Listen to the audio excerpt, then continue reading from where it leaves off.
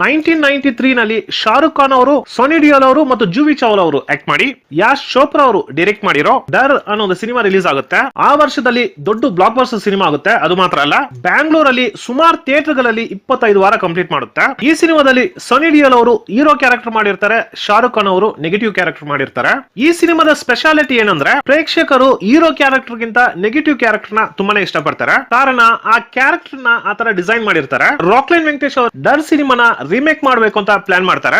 Shahrukh Khan character ಅಲ್ಲಿ ಉಪೇಂದ್ರನ fix ಮಾಡ್ಬಿಡ್ತಾರೆ. ಆದ್ರೆ ಸೋನಿ ಡಿಯೋಲ್ ಕ್ಯಾರೆಕ್ಟರ್ ನ ಅರ್ಜುನ್ ಸರ್ಜಾ ಅವ್ರ ಕೈನಲ್ಲಿ ಮಾಡಿಸಿದ್ರೆ ಚೆನ್ನಾಗಿರುತ್ತೆ ಅಂತ ಅರ್ಜುನ್ ಸರ್ಜಾ ಅವ್ರನ್ನ ಹೋಗಿ ಅಪ್ರೋಚ್ ಮಾಡ್ತಾರೆ. ಅರ್ಜುನ್ ಸರ್ಜಾ ಅವರು ಆಕ್ಟ್ ಮಾಡಕ್ಕೆ ಒಪ್ಕೊಂತಾರೆ. ಆದ್ರೆ ಉಪೇಂದ್ರನ ಬೇಕಾದ್ರೆ ನೀವು ಸೋನಿ ಡಿಯೋಲ್ ಮಾಡಿ, ನನಗ್ ಶಾರುಖ್ ಖಾನ್ ಕ್ಯಾರೆಕ್ಟರ್ ಕೊಡಿ ಅಂತ ಕೇಳ್ತಾರೆ. ಅದು ಪ್ರೀತ್ಸೆ ಟೀಮ್ ಅವ್ರಿಗೆ ಇಷ್ಟ ಆಗಿಲ್ಲ. ಕಾರಣ ಶಾರುಖ್ ಖಾನ್ ಕ್ಯಾರೆಕ್ಟರ್ ಗೆ ಉಪೇಂದ್ರನ ಸೂಟ್ ಆಗುತ್ತೆ ಅಂತ ಆಲ್ರೆಡಿ ಅವರು ಡಿಸೈಡ್ ಮಾಡಿರ್ತಾರೆ. ಅದು ಮಾತ್ರ ಅಲ್ಲ, ಆತರ ನೆಗೆಟಿವ್ ಕ್ಯಾರೆಕ್ಟರ್ ಅಲ್ಲಿ 2 ಸಿನಿಮಾ ಸಕ್ಸಸ್ ಕೊಟ್ಟಿದ್ದಾರೆ.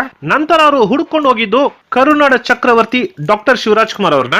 ಪ್ರೀತ್ಸೆ ಟೀಮ್ ಹೋಗಿ ಕೇಳಿದ ತಕ್ಷಣ ಶಿವಣ್ಣ ಒಪ್ಕೊಂತಾರೆ. ಎಲ್ಲಾ ಕ್ಯಾರೆಕ್ಟರ್ ಸೆಲೆಕ್ಟ್ ಆದ್ರೂ ಅವ್ರ ಮೇನ್ ಟಾಸ್ಕ್ ಇದ್ದಿದ್ದು ಆ ಸಿನಿಮಾದ ಹೀರೋಯಿನ್ ಜೂವಿ ಚಾವ್ಲಾ ಅವ್ರ ಪಾತ್ರ. ಫೈನಲಿ ಜೂವಿ ಚಾವ್ಲಾ ಅವ್ರ ಪಾತ್ರಕ್ಕೆ ಸೊನಾಲಿ ಬೇಂದ್ರೆ ಅವ್ರನ್ನ ಬುಕ್ ಮಾಡ್ತಾರೆ. 1993 ನಲ್ಲಿ ಡರ್ ಸಿನಿಮಾ ದೊಡ್ಡ ಹಿಟ್ ಆಗಿತ್ತು. ಅದು ಮಾತ್ರ ಅಲ್ಲ, ಆ ಸಿನಿಮಾದಲ್ಲಿ ಬರೋ ಒಂದೊಂದು ಹಾಡುಗಳು ಸೂಪರ್ ಹಿಟ್ ಹಾಡಾಗಿತ್ತು. ಪರ್ಟಿಕ್ಯುಲರ್ ಆಗಿ ಜಾದೂ ತೇರಿ ನಜರ್ ಅನ್ನೋ ಹಾಡು ಪ್ರೇಮಿಗಳಿಗೆ ನ್ಯಾಷನಲ್ ಅಂತಮ್ ಆಗಿತ್ತು. ಈ ಸಿನಿಮಾನ ಕನ್ನಡದಲ್ಲಿ ಮಾಡ್ತಾರೆ ಅನ್ನೋವಾಗ ಆ ಒಂದು ಹಾಡು ಯಾವ ತರ ಇರಬಹುದು ಅನ್ನೋ ಕುತೂಹಲ ಎಲ್ರಿಗೂ ಇತ್ತು.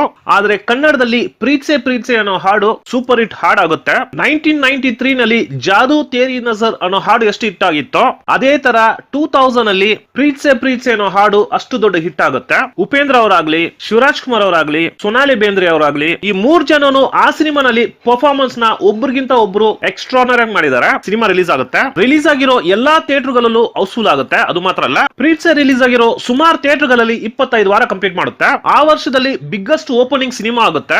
ಎಲ್ಲಾ ಕಡೆನೂ ಒಳ್ಳೆ ರೆಸ್ಪಾನ್ಸ್ ಬರುತ್ತೆ. ಉಪೇಂದ್ರ ಅವರ 3ನೇ ಸಿಲ್ವರ್ ಜೂಬ್ಲಿ ಸಿನಿಮಾ.